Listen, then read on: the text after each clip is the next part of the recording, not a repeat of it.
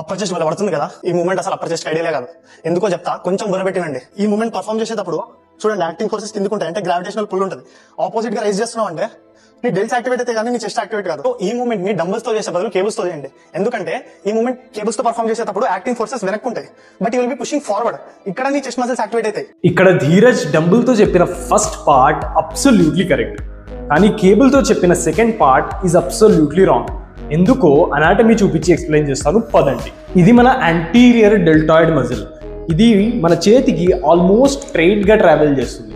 అందుకని మన చెయ్యి బాడీకి క్లోజ్గా పెట్టి ఎక్సర్సైజ్ పర్ఫామ్ చేసినప్పుడు ఈ మజిల్ ఎక్కువగా టార్గెట్ అవుతుంది. అదే మన అప్పర్ చెస్ట్ మజిల్ చూసుకుంటే ఇది కొంచెం డయాగ్నల్గా ట్రావెల్ చేస్తుంది. సో దీన్ని ట్రైన్ చేయాలంటే మన చేతిని కూడా ఈ యాంగిల్లో అలైన్ చేసుకొని ఎక్సర్సైజ్ పర్ఫామ్ చేయాలి. సో ఈ యాంగిల్లో ఎక్సర్సైజ్ పర్ఫామ్ చేయడం వల్ల మీ అప్పర్ చెస్ట్ ఎక్కువగా టార్గెట్ అవుతుంది. మనం జిమ్లో కూడా 2 హ్యాండ్స్తో ఈ ఎక్సర్సైజ్ పర్ఫామ్ చేయడం చూస్తూనే ఉంటారు. ఇలా చేయడం వల్ల మీ అప్పర్ చెస్ట్ ఎక్కువగా టార్గెట్ అవుతుంది.